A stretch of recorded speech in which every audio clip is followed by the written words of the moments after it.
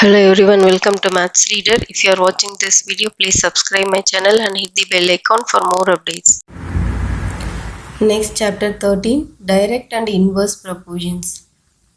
So, in our daily life, we can see many situations like change in one quantity leads to change in other quantity. So, let's take an example. Let's assume there are two quantities, x and y. So if there is a change means increase or decrease in one quantity leads to change in other quantity y. If suppose x increases, y may also increases or decreases. So change in one quantity leads to change in other quantity. So now we can see the examples for these variations. First example, the more money deposited in a bank, you will get more interest. If you are depositing more money, you will get more interest. And next example, if the number of article purchased increases, the total cost also increases. So let's suppose I am buying one pen for 10 rupees. So cost of one pen is 10 rupees and cost of 2 pens is 20 rupees and cost of 3 pens is 30 rupees. So as the number of quantities increases, the cost is also increases. So here also we can see change in one quantity leads to change in other quantity. And another example, as the speed of the vehicle increases, time taken to cover the same distance decreases. So when the speed increases, the time taken to reach the destination will decrease. So next we will see direct proportion. So what is direct proportion? If the two quantities x and y increase or decrease together in such a manner that the ratio of their corresponding values remains constant, which means the two quantities x and y together they will increase or they will decrease together. Let's suppose if x increases means y also increases. If x decreases, y also decreases. So these two quantities increases or decreases together, but the ratio of these two quantities remains constant. The ratio of these two quantities will be constant, means it is direct proportion. So x by y is equal to k. Here k is a positive number, x and y in direct proportion. So the two quantities should increase or decrease together. Suppose if there are more than one quantities, we can write if y1 and y2 are the value of y corresponding to the value of x1 and x2 of x respectively, then the ratio of x1 by y1 equal to x2 by y2. Next we'll see example. The number of pen and cost of the pen. One pen cost rupees 10 and 2 pens cost 20 rupees. 3 pens cost 30 rupees. So already we know the ratio of x and y. Here x also, if the number of pens increases, the cost is also increases. So both are in direct proportion. So both the quantities are increasing. So it is in direct proportion. If these two are in direct proportion, ratio of this should remains constant. So now we will see the ratio of x by y. X is 1. So let's take this is x and this is y. So ratio of x and y is 1 by 10. X is 1, y is 10. So 1 by 10 equal to 1 by 10. For number of 2 pens, the ratio of 2 by 20. So if you cut 1 2s are 2, 10 2s are 20. So again 1 by 10. 1 3s are 3, 10 3s are 30. So 1 by 10. So the ratio of x and y remains constant. So we are getting the same constant value.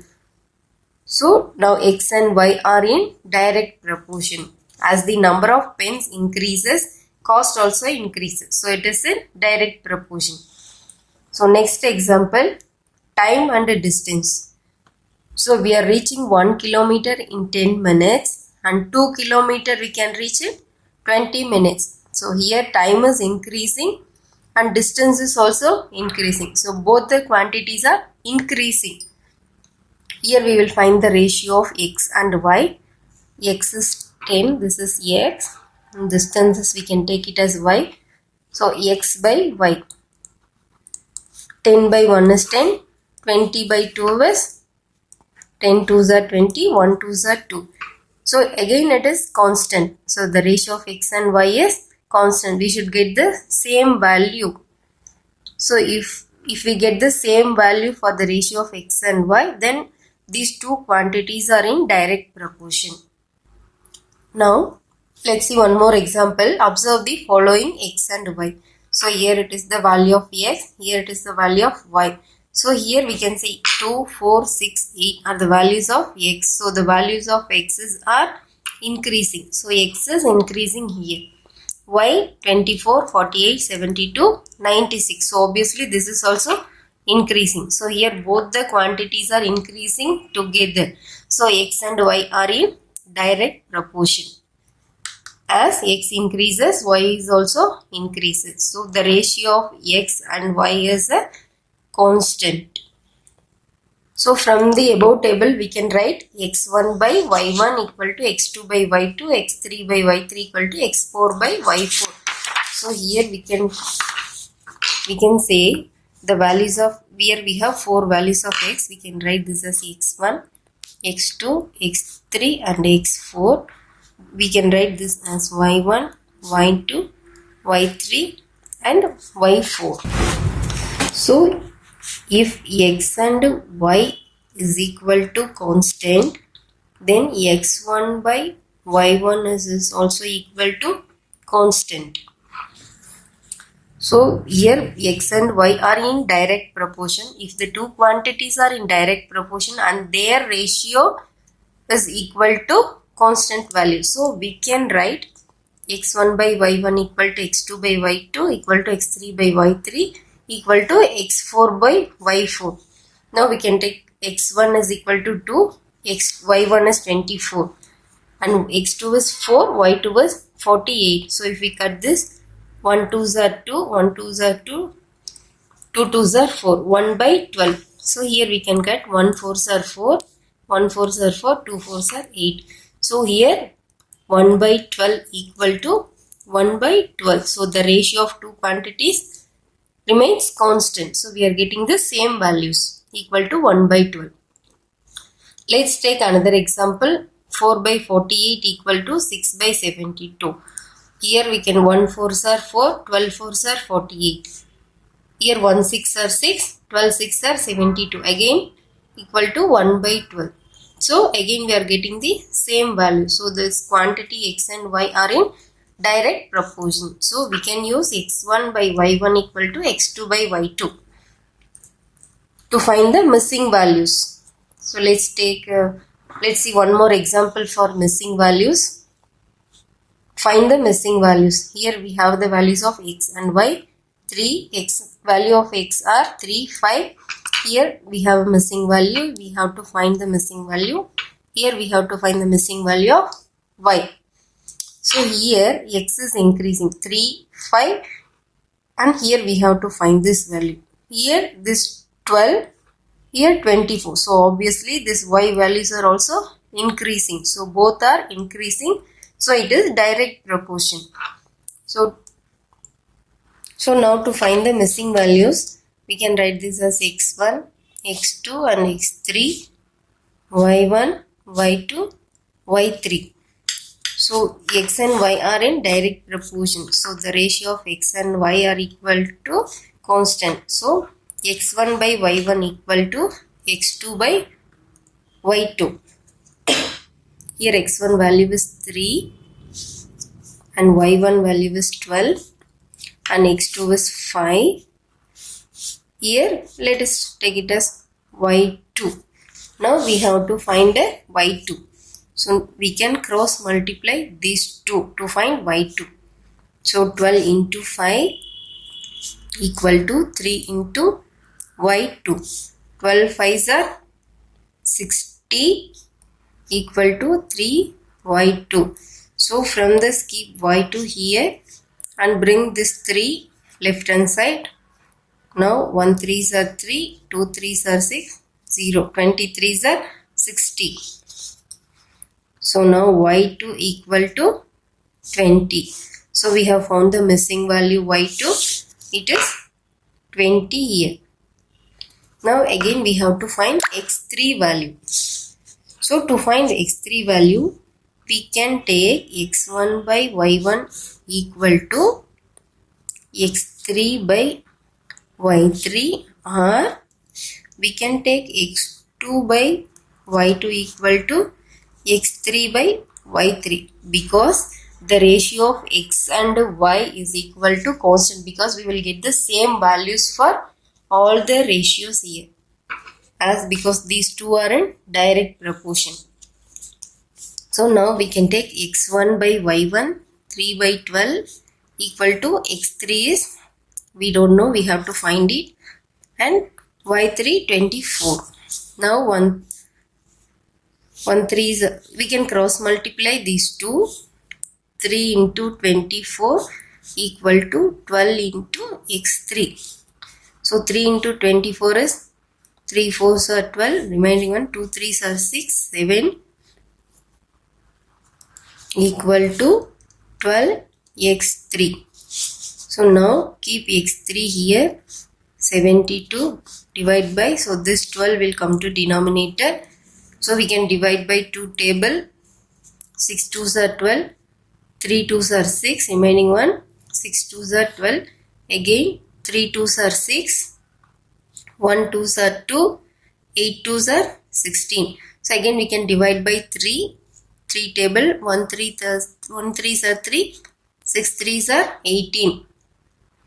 So x3 equal to 6.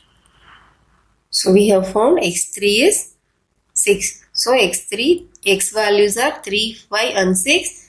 Values of y's are 12, 20, 24. This is how we have to find the missing values. Next is inverse proportion. Two quantities x and y are said to be inverse proportion if an increase in one quantity causes the proportional decrease in other quantity, which means, so in direct proportion, if x increases, y also increases. If x decreases, y also decreases. So this is direct proportion. But inverse proportion, if x increases, y will decrease. If x decreases, y increases. So these two are inversely proportional. So these two quantities are inversely proportional. So increase in one quantity cause the proportional decrease in other quantity. So in such cases, the product of their corresponding values remains constant, x and y equal to k. So if suppose there are more than one values, y1 and y2 are the values of y, and corresponding values of x1, x2 are, we can write x1 into y1 equal to x2 by y2, because x and y are inversely proportional. So we can say this x1 by x2 equal to y2 by y1. We can see one example for inverse proportion. As the speed of the vehicle increases, the time taken to cover the same distance decreases. So if the speed of the vehicle increases, the time taken is decreases. Let's see one more example. There are 20 toffees. So we can distribute this 20 toffee to one kid, means we can give all 20 toffees to one kid. So if we want to give 20 toffees to 2 children, means we can give 10 toffees to each children. So if we want to give this 20 toffees to 4 children, and if we want to give this 20 toffees to 5 children, we have to distribute equally to all the children. Let's find how we will give this. So there are 20 chocolates. So we can give this 20 chocolate to one child. Suppose I want to give this to two kids. So I can give 10 to each child. Suppose if I want to give to 4 children. So we can give 5 chocolates to each child. 5 plus 5. Suppose if I want to give for 5 children, we can give 4 chocolates to each child. So this is how we can equally distribute the toffees to children. So here we can find using inverse proportion xy equal to k. We have to distribute 20 chocolates to 4 students. So 4 into 5 is 20. So we can give 5 chocolate each to 4 students. So we can give to 5 children. Each we can give 4. So 5 4s are 20. So x y equal to k. So we are getting the same constant values. So for 4 kids we can give 5 plus 5, 5 plus 5.